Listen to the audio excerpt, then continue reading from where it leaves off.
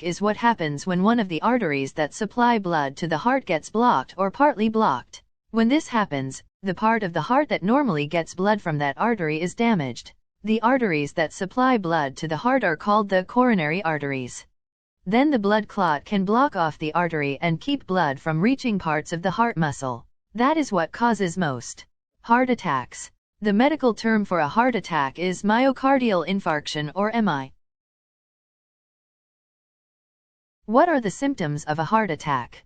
People having a heart attack often notice smiley face, pain, pressure, or discomfort in the chest, pain or discomfort in other parts of the upper body, including the shoulders, arms, back, neck, jaw, or stomach, feeling out of breath, nausea, vomiting, burping, or heartburn, sweating or cold, clammy skin, a fast or uneven heartbeat, feeling dizzy or like you are going to pass out. If you think you might be having a heart attack, call 911 right away. Do not try to get to the hospital on your own.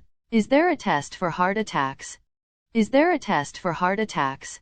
Yes. If your doctor thinks you are having a heart attack, they might order one or more of these tests: an electrocardiogram, ECG. This test measures the electrical activity in your heart. Blood tests. During a heart attack, the heart releases certain chemicals. If these chemicals are in your blood, it might mean you are having a heart attack. Echocardiogram. This test uses sound waves to create an image of your heart as it beats. In a heart attack, not all parts or the heart pump normally. Cardiac catheterization, also called cardiac cath. During this test, the doctor puts a thin tube into a blood vessel in your leg or arm. Then they move the tube up to your heart. Next, the doctor puts a dye that shows up on X-ray into the tube. This part of the test is called coronary angiography. It can show whether any of the arteries in your heart are clogged. How is a heart attack treated? If you go to the hospital while you are having a heart attack, the doctors and nurses will do a few things. They might give you oxygen through a mask or a tube in your nose. They will give you pain medicines to ease the chest pain and discomfort of a heart attack. They might also give you something to help you relax. They will give you medicines to help keep more blood clots from forming. They might give you a medicine called a beta blocker to reduce your heart's need for oxygen. This medicine can help reduce the damage caused by a heart attack. They will try to get blood flowing again through the clogged artery. Doctors can do this in one of two ways. They can give you medicines through a thin tube that goes into a vein, called an IV, to break up clots. These have been called clot busters. They can do a procedure called stenting along with cardiac catheterization. This involves putting a tiny metal tube called a stent into the blocked artery to hold it open.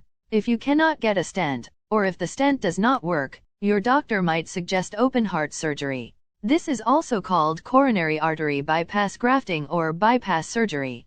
Figure 4. During this surgery, doctors create a new path, a detour, for blood to get around the clogged portion of the artery. They do this using a combination of your own arteries and veins. You will likely stay in the hospital for 3 to 5 days, unless your heart attack led to other problems that need treatment. What happens after a heart attack? After you've had a heart attack, you will probably need to take more medicines than before. It is very important that you take all your medicines every day, as directed.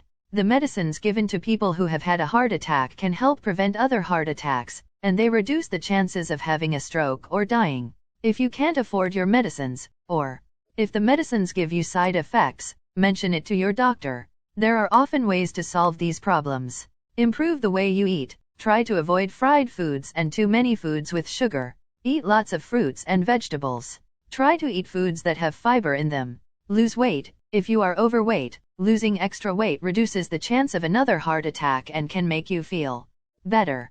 Become more active. Walking, gardening, or any activity that gets you to move more can help reduce the risk.